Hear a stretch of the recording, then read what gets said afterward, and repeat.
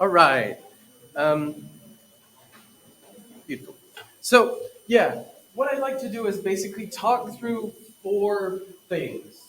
I want to start off by first talking about the general concept of modality. And it's this kind of very broad notion that we're going to be talking about today. And this is really going to be kind of connecting it back to some concepts we talked about, and then also extending a little bit of the discussion that was in the Nay chapter. Um, then I want to pivot and talk specifically about modal logic. So here what we're going to try and do is connect it directly back to the stuff that we talked about in the first half. And I want to talk to you about how we introduce two new sentential operators and how they work and how they're actually kind of understood in various formal ways. I suspect that will probably take us up until about breakish time. And then what we'll do in the second half is talk about how to understand the notion of possible worlds. So one of the big things that will come up in understanding modal logic and the formal treatment of the modal operators is the kind of standard way is in terms of possible world semantics. And possible world semantics really don't have to have worlds, but they use something we might think of as situations. And the second half, or what I'd like to do maybe after the break, is talk about two really broad approaches to understanding what worlds are. And they have some upshots for the logic, and they have some upshots for the kinds of modal things we understand or make true. So yeah, that's the plan. Maybe, I guess before we jump straight in, quickly ask, how did people find the Nay chapter? What did people think of that? Clear? Interesting?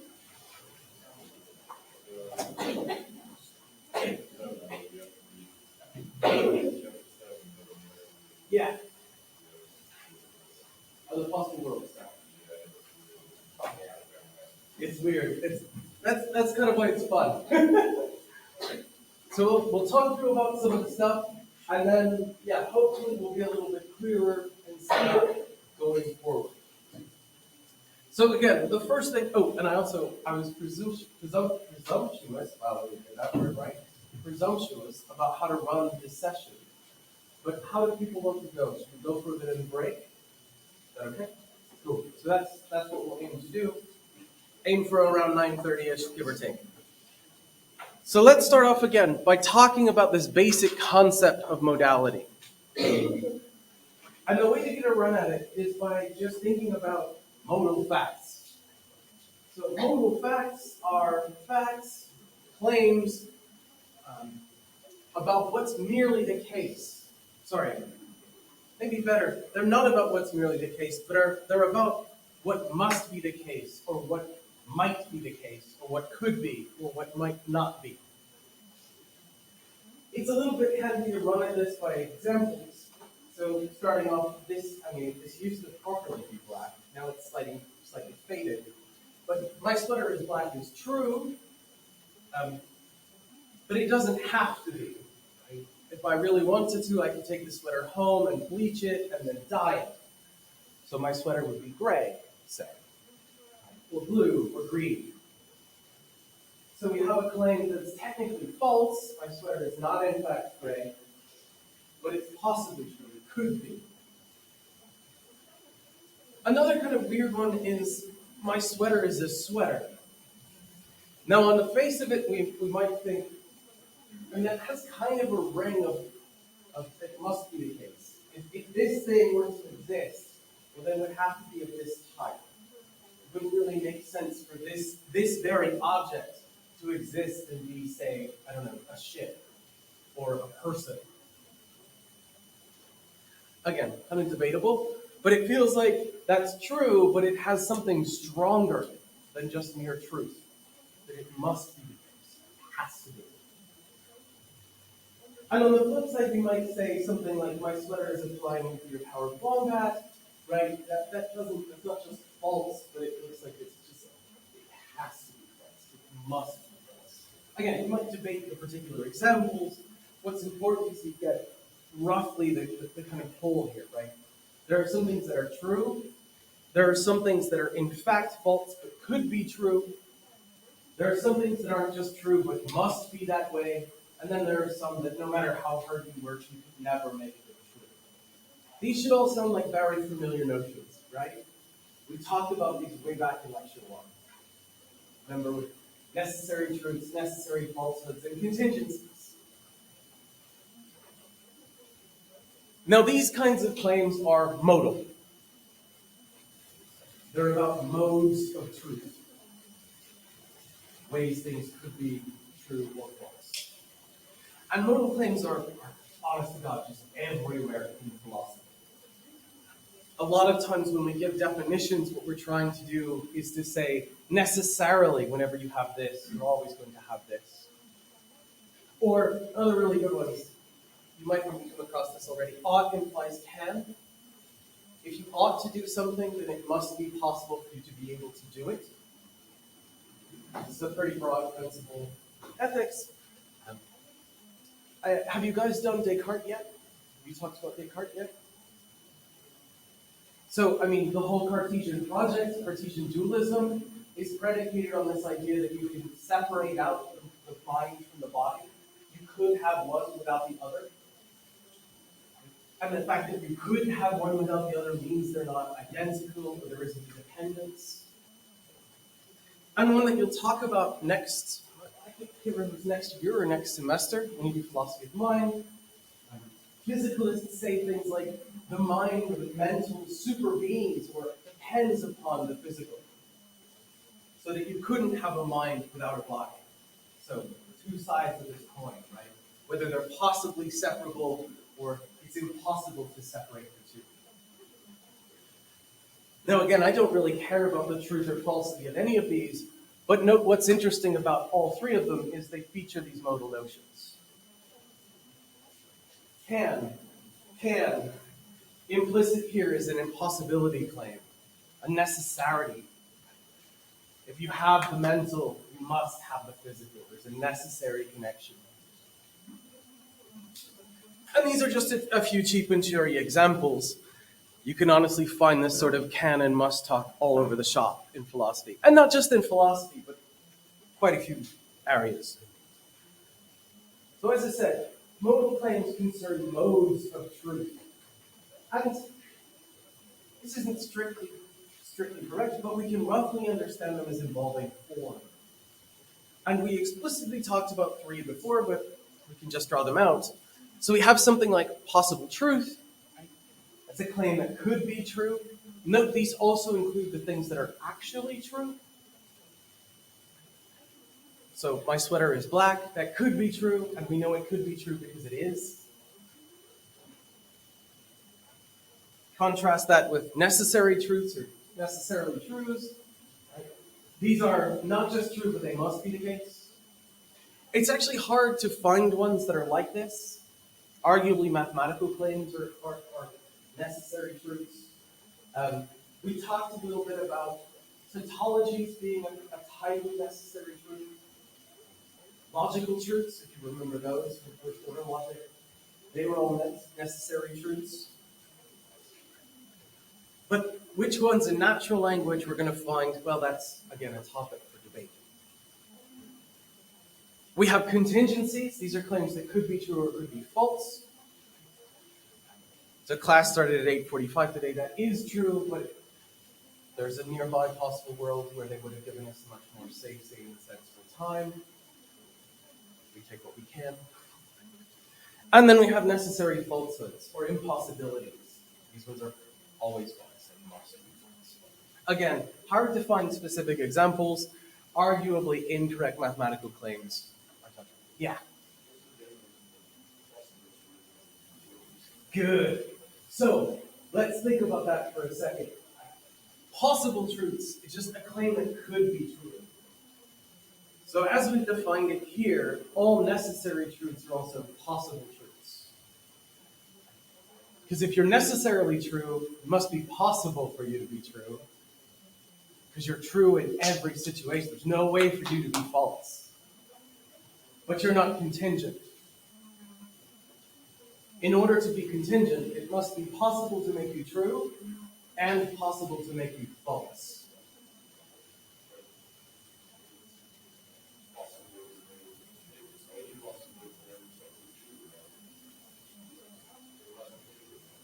Good. Not necessarily, right? I mean, my sweater is gray is possibly true. Again, if I went home, bleached it, dyed it. But it is not, in fact, gray. Possibly class started at 10:45 today instead of 8:45. Didn't, but it might have done. Possibly true just means could be true. Doesn't mean it is. Yeah.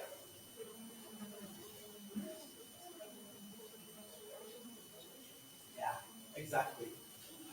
So here's a way to think about the relationship here. Contingencies, right, are possible truths and possible falsehoods. Possible truths include all the contingencies and the necessary truths. Because all you need to do to be a possible truth is just, you could be true. That could be because it's just contingent, or it could be because you're locked in. And the same thing the other way, right? You could think about possible falsehoods. Possible falsehoods are just claims that could be false. That could be because they're always false, possible, or because they're contingent. And as it happens, things worked out where they went negative. But they might have swung the other way. Yeah.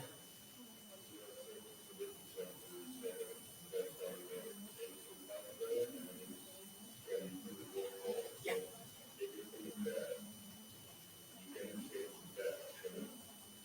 Good.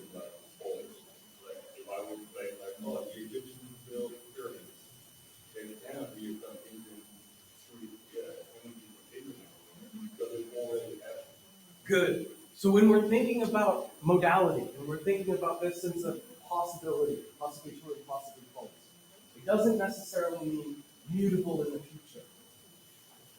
Napoleon could have won the Battle of Waterloo had things worked out differently. So even though he did in fact lose, he might have won. Things would have had to have gone different.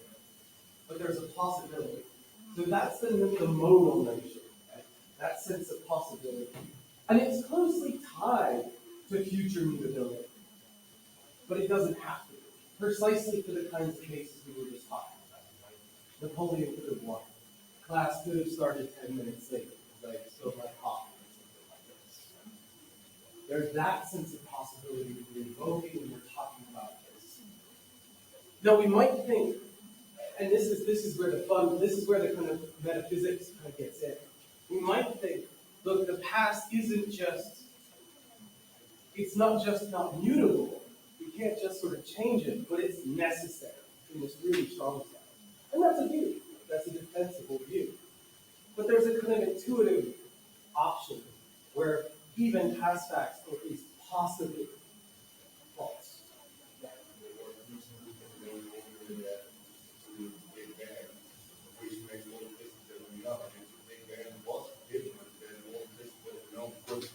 Yes! And then I can make all kinds of things that I want to do and say, yeah, everything is because, well, the Big Bang happened this way. And well, people can do that. Yes, you can. So this is the important thing, right? This is why I said it's very hard to come up with easy examples for necessary truths and for the possibilities. Because once we open the floodgates about what counts as actually contingent or what kind of possibilities we're thinking about, we get a much, much broader range of options that are going to be contingent and possibly true and possibly false. So we can kind of help ourselves out a little bit by taking one step forward and thinking about the different senses of possibility we might invoke here. And I think this is actually already kind of stepping into what we were just talking about. There are lots of different senses of modal claims. In fact, one of the first things you should do if someone says could be the case or is necessarily the case is you should follow it up by asking, in what sense? What's the sense of modality you're using there? So at one end of the spectrum, we have what we might call logical modality, logical possibility and logical necessity. Really roughly put, logical possibility is just doesn't contradict, doesn't lead to a contradiction. In any really flat-footedly false, like flat-footedly entailment of sense. And logical necessity then is a tautology or a logical truth. On the other side, we have, we'll talk about nomological first and then go to real. Nomological possibility and necessity. And this is a notion that often gets invoked in philosophy of science. And the idea here is we're going to invoke something like the laws of nature. So logical possibility is compatible with the laws of nature. Say the rules of physics that govern how all the physical objects behave. And then nomological necessity, is necessary given the laws of nature. Given the way that physics works, this is something that's necessary, must hold. So an easy case, at least given contemporary physics, no physical object can move faster than the speed of light. That looks like a nomological necessity. Given the way the laws are set up, you can't go faster than that. But of course, there's a sense in which that's possible. There's nothing logically contradictory about something moving faster than this value. So that's the kind of difference we might invoke in senses of possibility. Logical possibility just means something like literal contradiction. Nomological means doesn't contradict the laws of nature. And here's the other thing. Right? So we have this scale. At the top, we have the logical. We have the nomological, which fits laws of nature. We have this notion of real possibility. Now, this is a very hard notion to quite capture, but it's an intuitive one. Real possibility is the stuff that we can actually do. So it's really possible for us to all get up and go get coffee right now. It's not really possible for all of us to quantum tunnel from here to the other side of the earth. I mean, it could happen. It's compatible with the laws of nature, but it's not something that's very likely. It's not something that basically, if you think about humans and their everyday capacities, is what we're going to be doing. It's nomologically possible for us to all get up and go run a marathon. It's certainly not fucking really possible. I'm not going to do that. So real possibility is something like basically the way that we tend to behave, even our everyday characteristics, our everyday capabilities. And the other one we have is metaphysical. Now this one's really hard to pin down. And we'll talk a little bit more about how exactly to characterize it. But it's often thought to be the one in between logical and nomological.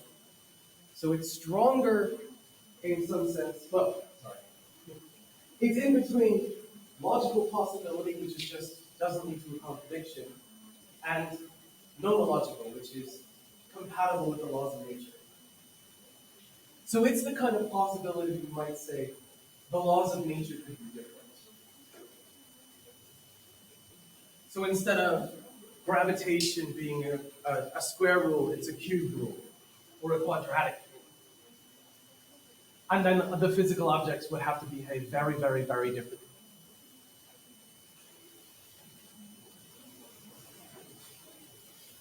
So before we talk about the relationship, quickly ask, do we have a rough and ready sense of these four different types of modalities? It kind of makes sense between the four?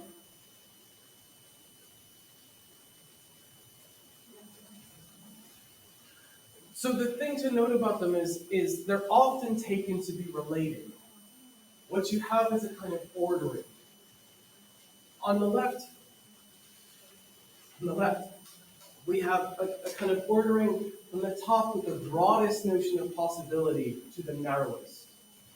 What we mean by that is that every claim that's really possible is going to be nomologically possible, but there'll also be more.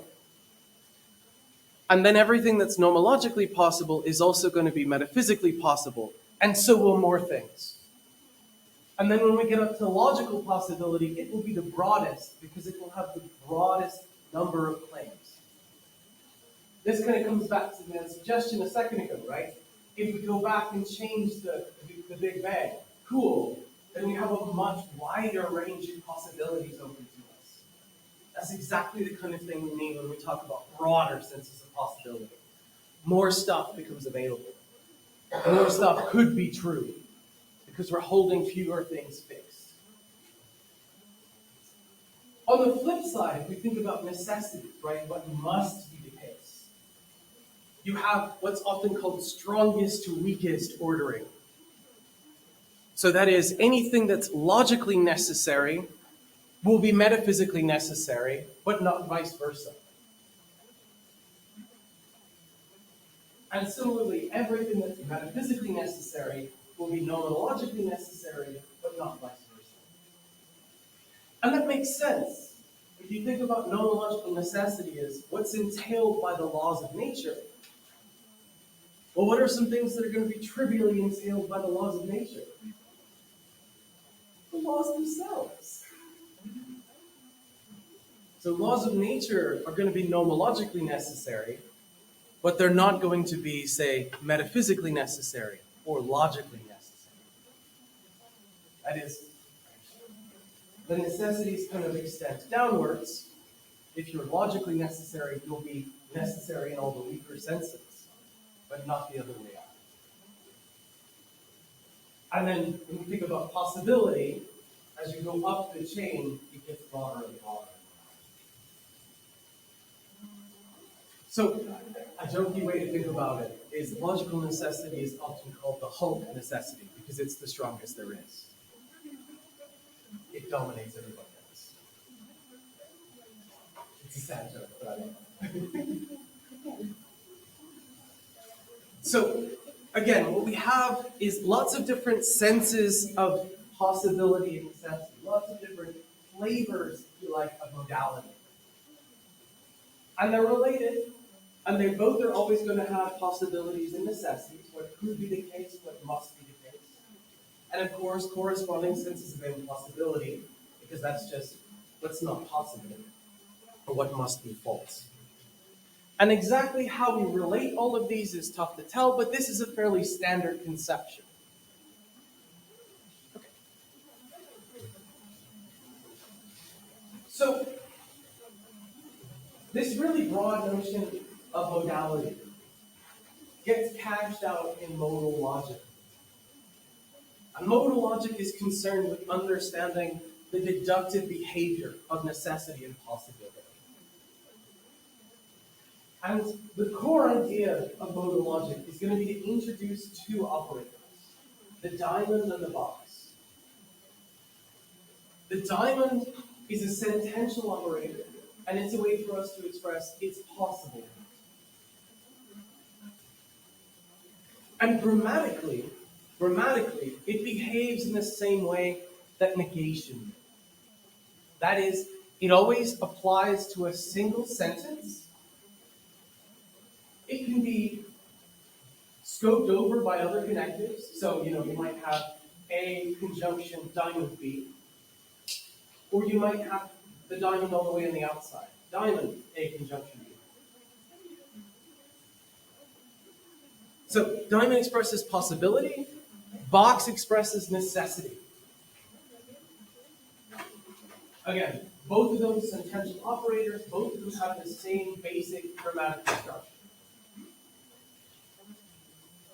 And armed with these operators, we can translate into our two formal languages. So you might have something like possibly my sweater is green. We can extend TFL into TFL modal and have diamond G. Alternatively, we can use the same operators in our first order logic. So necessarily, if I exist, that I'm human.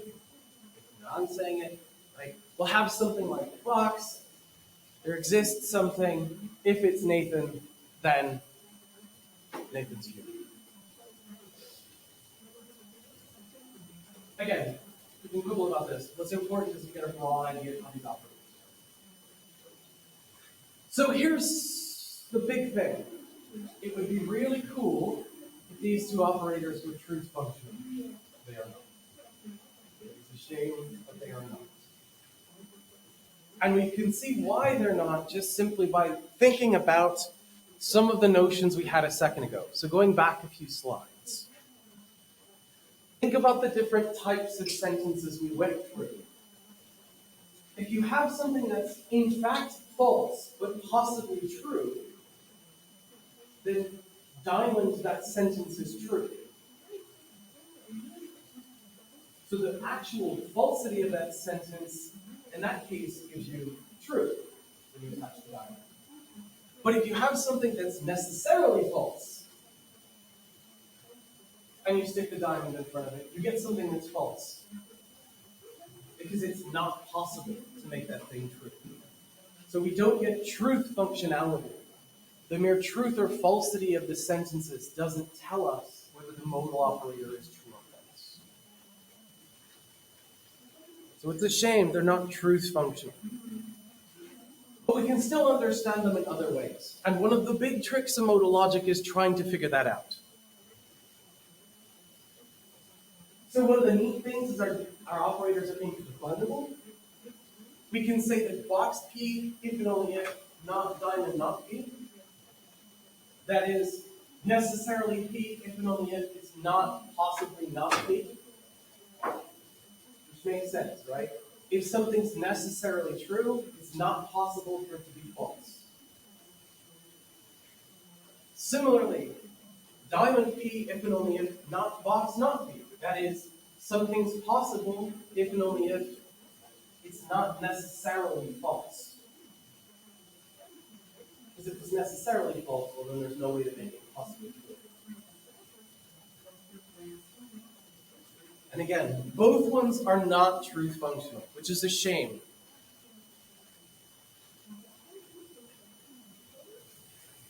So how do we make sense of them? How can we then figure out when modal claims are going to be true or false? We can't use anything like tables, but we can use a different story. And this is where the real cool stuff comes in with modal logic. Before we jump into that, again, pause, quick and ask. Again, the basic idea of this different senses of modality, everything we're talking about here applies to any given modal story. The box can be understood as expressing homological necessity, or real necessity, or logical, or metaphysical. It's just an operator. You understand it later. The box means necessity in the relevant sense that you're talking about. Diamond means possibility in the relevant sense that we're talking about. So when are claims like box P and diamond P going to be true or false? Okay. Here's where we get possible world semantics. This gives us a way to understand when modal claims are going to be true and false. How to incorporate the box and the diamond. And the basic idea is going to be to introduce something like an index of assessment. We actually do this all the time. We often have these kinds of things implicitly in our everyday speech. If I say it's raining, we're talking on the phone. Say, here's actually a real honest to God like example from this weekend. I was talking with my parents on Zoom yesterday, and I said, it's raining. It would be very weird if my mom looked out the window and said, no, it's not. Because there's an implicit, it's raining here. It's raining in Tilburg, not it's raining in California. The same thing if she says, oh, we could really do with some rain. Right? She's obviously talking about where she is, rather than here, where we could stand to have less rain. So the idea is that there's something like an implicit location. Context might fix it. But if I say it's raining, what I really mean is something like it's raining here. No, not always. I think hence. But the here tells you that this sentence is raining is supposed to be indexed in location. So what we're going to do with our semantics to understand modal claims is build in something like an index. So instead of just simply being true or false, we'll say that non-modal claims, simple claims, are going to be determined relative to a possible world, a situation. And then the truth of modal claims will be determined by how these situations are related to each other.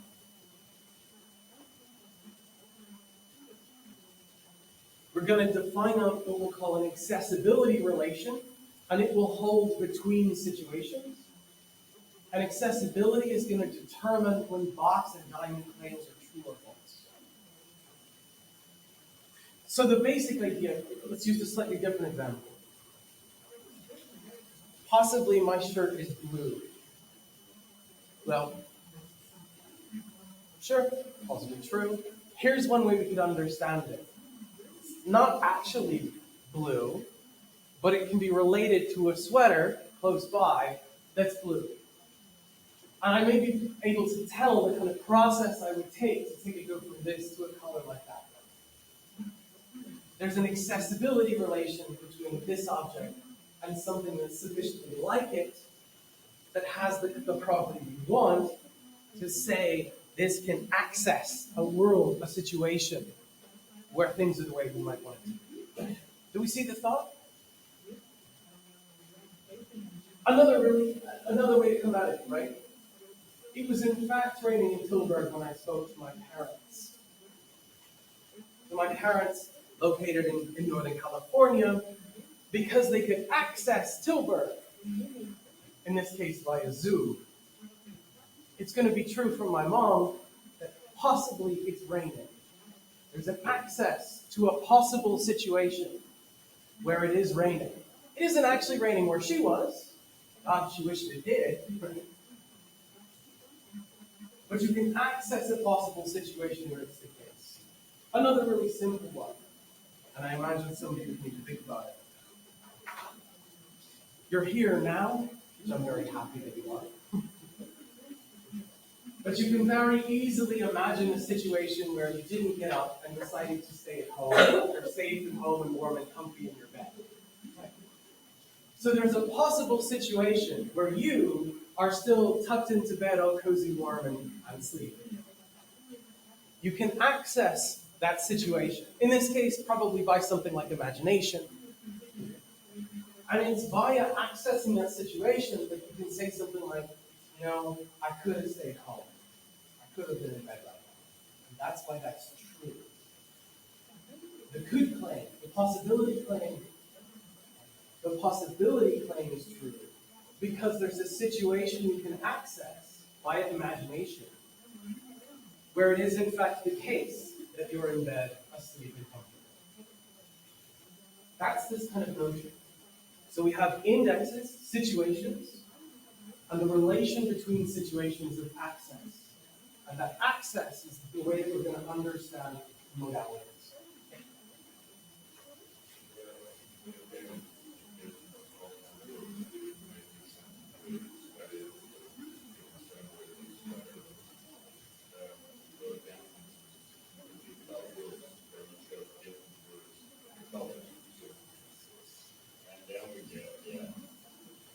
Good.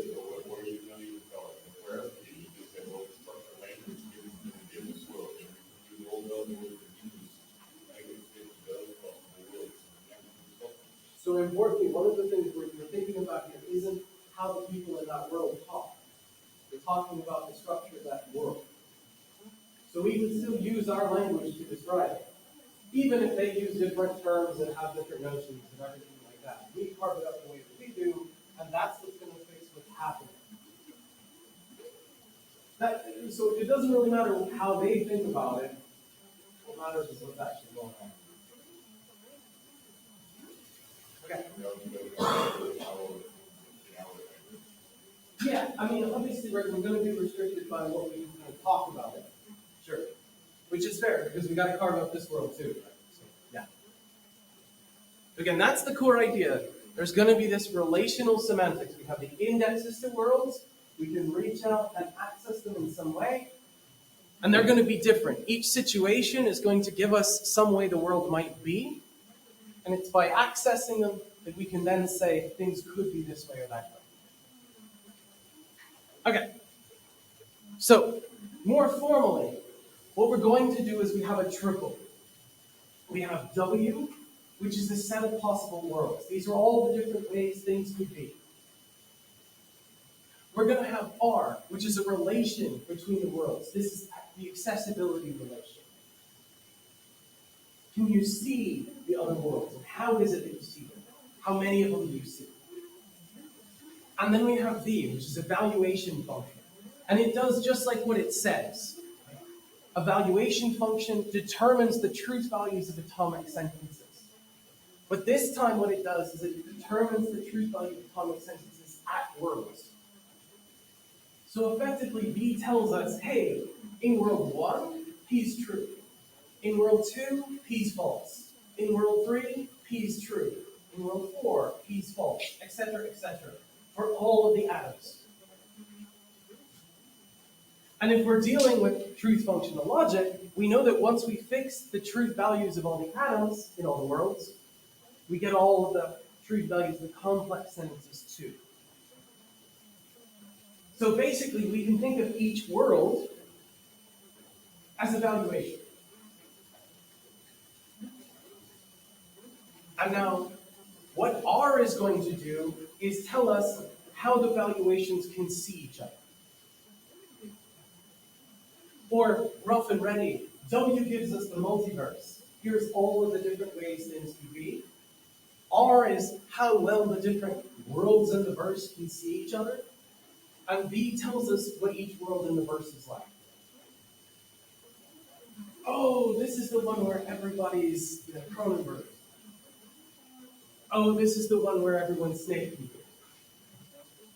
Again, you get the kind of idea here.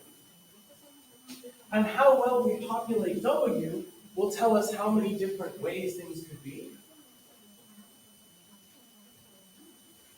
And then R, how we define this accessibility relation, that's going to then fix us what modal claims are true, what kind of box and diamond claims are true.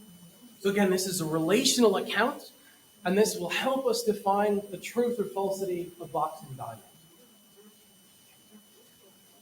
So, we have all these possible situations. Each situation, the atoms, the atomic sentences, are going to be fixed.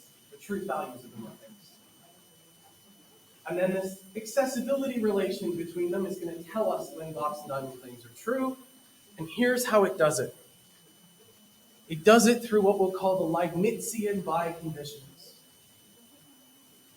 So we'll say that possible P, right, diamond P is true, if and only if there's an accessible world at which P. So why is it possible that my sweater is gray? Because there's some possible situation that we can access from this actual world where my sweater is gray. Meanwhile, box P is true, necessarily P is true, if and only if, at every world, or secretly at every accessible world, P. So 2 plus 2 is 4 is necessarily true because at every world that we can get to, that we can see, 2 plus 2 is 4 is true.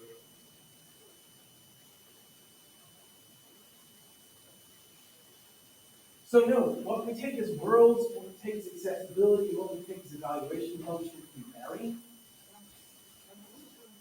But whatever we set them up as, that's going to deliver arbitrary modal traits. So for example, if we took W to be each person in this room,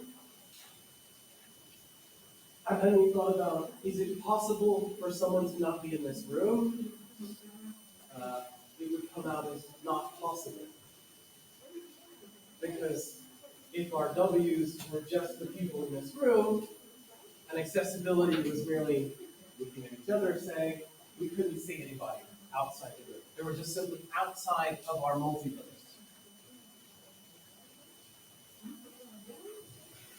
So how we pick W will impact what comes out as possibly true or false, but also how we define R, how we define accessibility. The weakest normal modal logic has no restrictions on accessibility. It can be however you like. It has two rules though.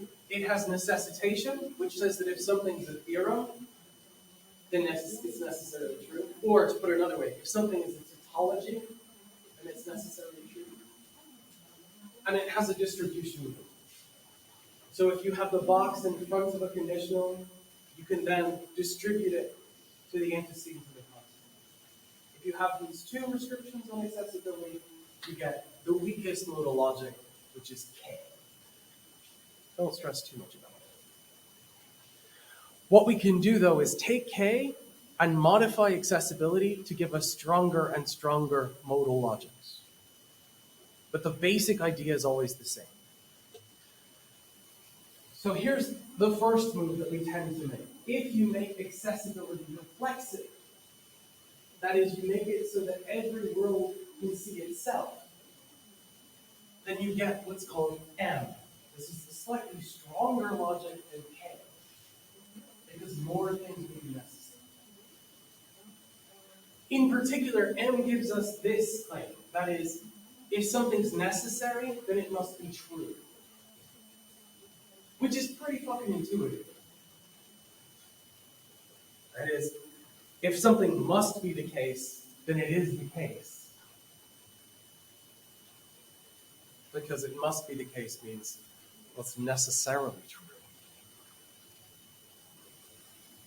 Alternatively, if you make accessibility symmetric, and remember we talked about symmetry on Friday in the lecture before.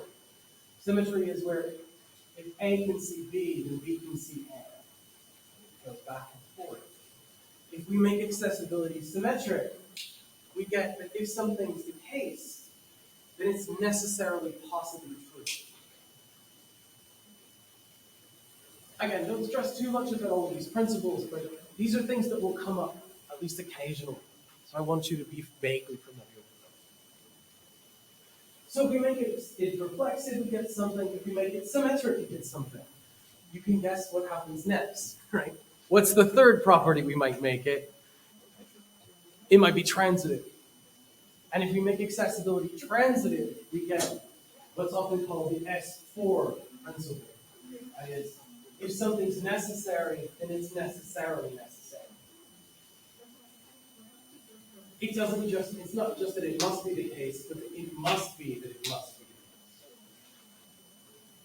Interestingly, if you don't have this, you can have things that must be the case over here that turn out to just be contingent over here.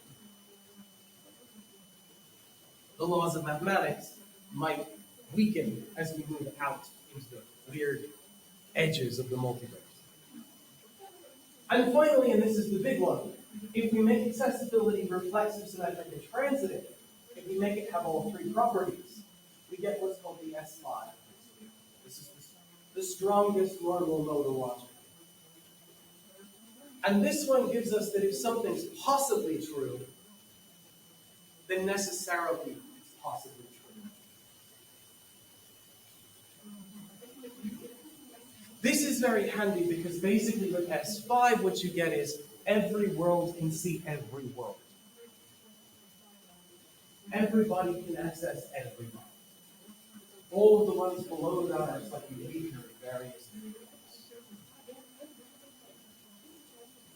One really interesting consequence of the S5 principle is that basically infinitely long strings of operators aren't really a problem. If you just have a bunch of modal operators in whatever order you want, because of this, they effectively just reduce down to the last one. We don't care about the rest, they're just numbers. Which is a very cool result. So, to kind of wrap up the stuff on modal logic, what we have is this kind of interesting extension of the formal systems that we've used already. So with regards to, say, pure functional logic, we had defined everything just using true functional operators. The box and diamond give us a way to extend our language to help us capture things like all of that moment operator stuff, which we could not do using merely true functional connectors. And we do it via this relational possible world semantics. We index sentences to situations. We talk about how the situations can access each other. And that tells us how to make sense of possibility and necessity.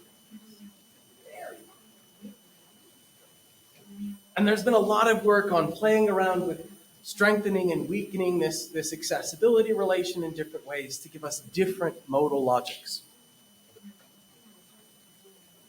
And with these different logics, we can formalize lots and lots of different systems. Almost done. An interesting one is I've been talking implicitly about modality as a worldly notion. It's often called alethic modality, something about truth. But actually, we can use this same basic framework to talk about lots of different things. One interesting application is deontic logic. So this is basically logics of oughts and cans and shoulds. Deontic logic reads the diamond as something like is permitted that, and the box says is obliged that, or must that. Must in the kind of you should sense of must. Unsurprisingly, deontic logic has to be exceptionally weak. In fact, just to go back, deontic logic doesn't even give you this one. Because just because everyone should do something doesn't mean they do. We wish that they were, but it's not the case.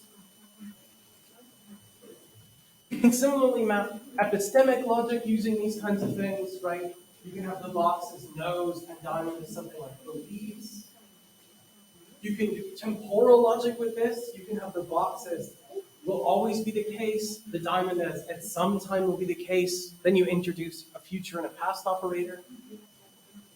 And you structure your accessibility to match up with temporal progression.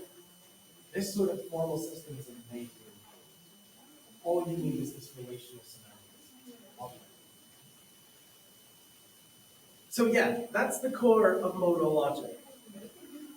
Of course, all of this relies on this notion of possible worlds. We have to have these possible situations, and we have to have some grip on what it means for excess. How is it they can see each other? So that's what we're going to do in the second half.